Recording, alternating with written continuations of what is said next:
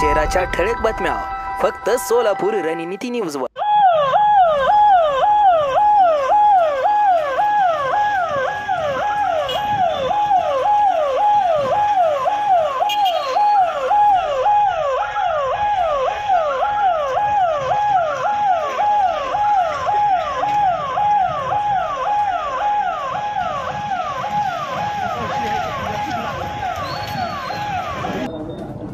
नमस्कार, मी APS Sachin Jagtap, Sangola police Thane शहर बीटला मी in charge म्हणून काम करतो। आज रोजी सांगोला पोलीस ठाण्याच्या वतीने सांगोला शहरामध्ये व इतरत्र परिसरामध्ये रूट मार्च या कार्यक्रमाचं आयोजन केलं होतं। त्या कार्यक्रमाकरिता आमचे पोलीस ठाण्याचे सर्व अधिकारी, सर्व कर्मचारी व पोलीस प्रशासनाचे 4 चाकी वाहने या रूट मार्चमध्ये सामील करण्यात आलेले होते।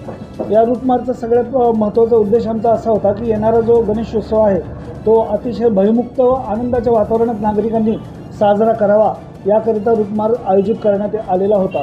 या रूट मार्चप्रमाणे व पोलीस प्रशासनाच्या मार्फत नागरिकांना आम्ही काही गोष्टी आवाहन करीत आहोत। आव्हानमध्ये सगळ्यात महत्त्वाचं आव्हान आहे की यंदाचा गणपती उत्सव जो आहे तो DJ मुक्त वातावरणामध्ये करण्यात यावा, जेणेकरून पारंपरिक वाद्याचा वापर करण्यात यावा। हलगी असेल किंवा ढोल ताशा असेल याचा वापर करण्यात आला तर समाजासाठी व पर्यावरणासाठी अतिशय त्याचे योग्य फायदे मिळणार आहेत। पोलीस प्रशासनाच्या वतीने यंदा यावर्षी प्रथम क्रमांक, द्वितीय क्रमांक आणि तृतीय क्रमांक असे 1 ते 3 क्रमांकाचे गणपतीचे आम्ही बक्षीस ठेवलेलं आहे।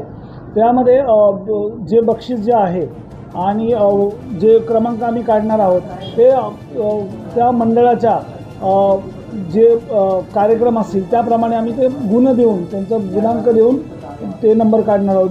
ज्या अर्थी की DJ मुक्त असावा, त्यानंतर इको फ्रेंडली असावा, कुठल्याही प्रकारचं प्रदूषण होता कामा नये, हे सगळे गुणांक देऊन आम्ही ते प्रथम, द्वितीय आणि तृतीय क्रमांक आम्ही काढणार आहोत। नागरिकांना आम्ही आणखीन एक आवाहन करत आहोत, आपल्या गणपती मंडळाच्या समोर CCTV कॅमेरा असणे अत्यंत आवश्यक आहे। प्रत्येक मंडळाने CCTV कॅमेरा बसवावे अशी पोलीस प्रशासनाकडून मी सर्व मंडळांना विनंती करीत आहे।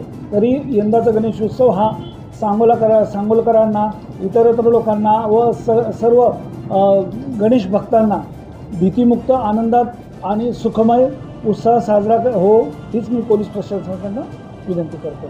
जय